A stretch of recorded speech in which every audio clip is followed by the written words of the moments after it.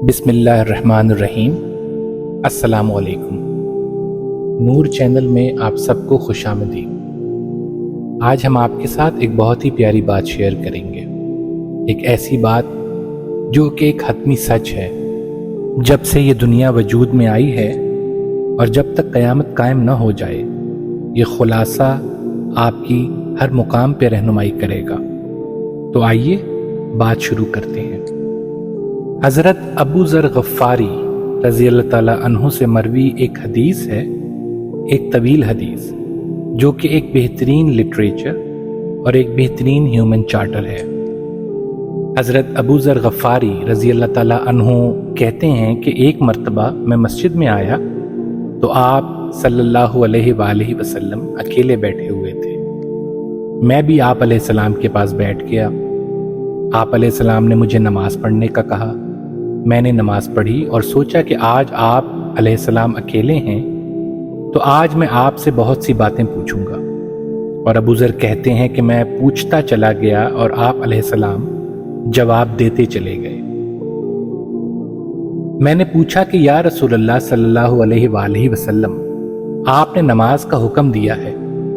تو آپ علیہ السلام نے فرمایا کہ ہاں، وہ ایک بہتر چیز ہے ابو ذر، چاہے کوئی زیادہ پڑھے یا چاہے کم۔ میں نے پوچھا کہ کون سے اعمال سب سے اچھے ہیں؟ تو آپ علیہ السلام نے فرمایا کہ اللہ پر ایمان لانا سب سے اچھا ہے اور اس کی راہ میں جہاد کرنا۔ میں نے پوچھا کہ یا رسول اللہ صلی اللہ علیہ وآلہ وسلم، کون سا مسلمان سب سے اچھا ہے؟ تو آپ علیہ السلام نے جواب دیا کہ جس کی زبان اور ہاتھ سے دوسرے مسلمان کو تکلیف نہ ہو۔ میں نے پوچھا کہ یا رسول اللہ صلی اللہ علیہ وآلہ وسلم، کون سی ہجرت سب سے اچھی ہے؟ تو آپ علیہ السلام نے جواب دیا کہ برائیوں کو چھوڑ دینے والی ہجرت سب سے اچھی ہے۔ میں نے پوچھا کہ سب سے اچھی نماز کون سی ہے؟ تو آپ علیہ السلام نے فرمایا کہ لمبے قنوت والی۔ میں نے پوچھا کہ کون سا روزہ سب سے اچھا ہے؟ آپ نے فرمایا کہ روزہ تو کفایت کرنے والا ہے اور اللہ کے پاس تو اس کا ثواب بہت بڑا ہے۔ میں نے پوچھا کہ کون سا جہاد سب سے اچھا ہے؟ آپ نے فرمایا کہ جس میں گھوڑا بھی چلا جائے اور خود انسان کو بھی تکلیف پہنچے۔ میں نے پوچھا کہ کون سا غلام آزاد کرنا اچھا ہے؟ تو آپ علیہ السلام نے فرمایا کہ جس کی قدر گراں قیمت ہو اور مالک کو زیادہ پسند ہو، وہ غلام اللہ کی راہ میں آزاد کرنا سب سے اچھا ہے۔ میں نے پوچھا کہ یا رسول اللہ صلی اللہ علیہ وآلہ وسلم، صدقہ کون سا اچھا ہے؟ تو آپ علیہ السلام نے فرمایا کہ جس کے پاس مال کم ہو اور پھر بھی وہ کوشش کرے اور جو چپکے سے محتاج کو دے دے۔ میں نے پوچھا کہ اے اللہ کے رسول صلی اللہ علیہ وآلہ وسلم، قرآن کی کون سی آیت سب سے بڑی ہے؟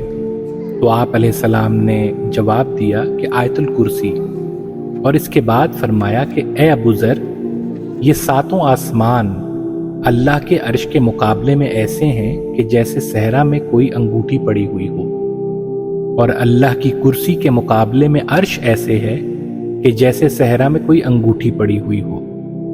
میں نے پوچھا کہ یا رسول اللہ صلی اللہ علیہ وآلہ وسلم، آج تک کتنے نبی آئے ہیں؟ تو آپ علیہ السلام نے جواب دیا 1,24,000۔ میں نے پوچھا کہ سب سے پہلے نبی کون ہیں؟ تو آپ علیہ السلام نے جواب دیا کہ آدم علیہ السلام۔ میں نے پوچھا کہ کیا وہ بھی نبی اور رسول تھے؟ تو آپ علیہ السلام نے فرمایا کہ ہاں، اللہ نے انہیں اپنے ہاتھ سے پیدا کیا اور ان میں اپنی روح پھونکی۔ اور سنو اے ابو ذر، 4 نبی سنیانی ہیں، آدم، شیس، خنوخ یعنی ادریس علیہ السلام اور نوح، اور 4 نبی عربی ہیں، ہود، شعیب، صالح اور میں۔ میں نے پوچھا کہ اللہ نے کتنی کتابیں نازل فرمائی ہیں؟ تو آپ علیہ السلام نے فرمایا کہ 100 صحیفے اور 4 کتابیں، توریت، انجیل، زبور اور قرآن، اور صحیفوں میں سے 50 صحیفے شیس پر، 30 صحیفے ادریس پر، 10 صحیفے ابراہیم پر، اور 10 صحیفے توریت سے پہلے موسیٰ علیہ السلام پر۔ میں نے حیران ہو کے پوچھا کہ یا رسول اللہ صلی اللہ علیہ وآلہ وسلم، ابراہیم کے صحیفوں میں کیا تھا؟ آپ علیہ السلام نے فرمایا ان کی تعلیم بادشاہ کو اس کا مقصد سمجھانا تھا اور اسے مظلوم کی فریاد رسی کا احساس دلانا تھا۔ ابو ذر، مظلوم کی دعا کو اللہ لازماً قبول فرماتا ہے، چاہے وہ کافر ہی کیوں نہ ہو۔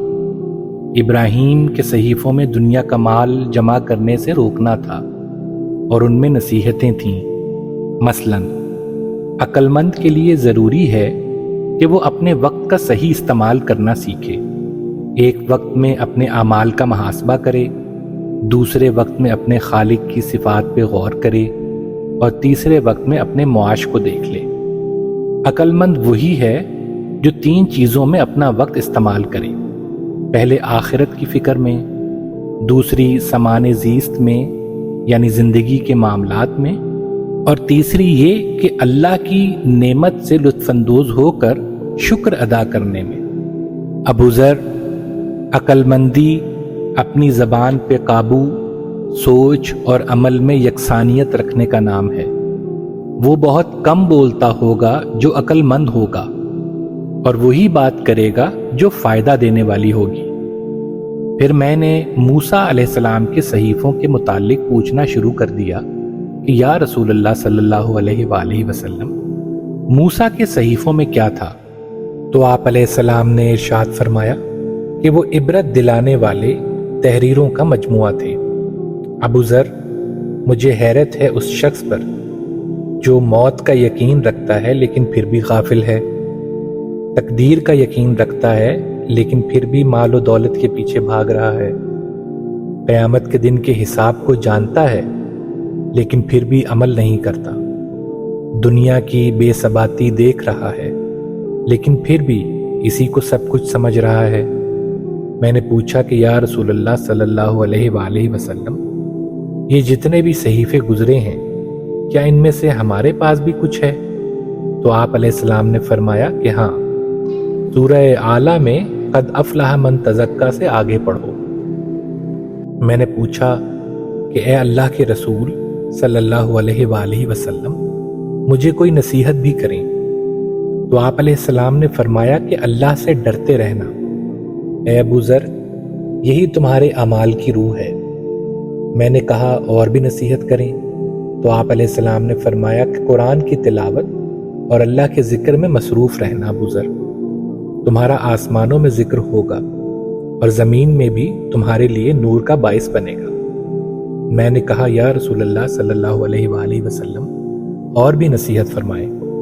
تو آپ علیہ السلام نے فرمایا زیادہ ہنسنا مت، زیادہ ہنسنا دل کو مردہ اور چہرے کا نور دور کر دیتا ہے۔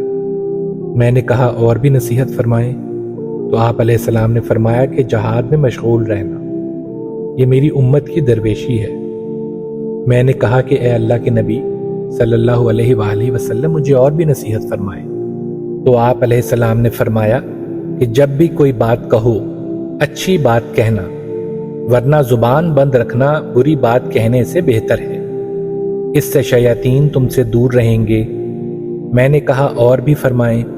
تو آپ علیہ السلام نے فرمایا اپنے سے نیچے کے لوگوں کو دیکھنا اے ابو ذر، اس سے تمہارے دل میں اللہ کی نعمتوں کا احساس پیدا ہوگا۔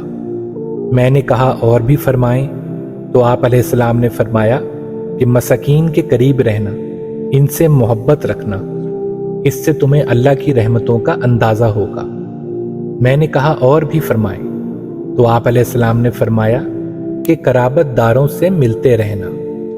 اب یہاں میں ایک وقفہ دیتا ہوں۔ قرابت دار سے مراد 2 قسم کی ہے۔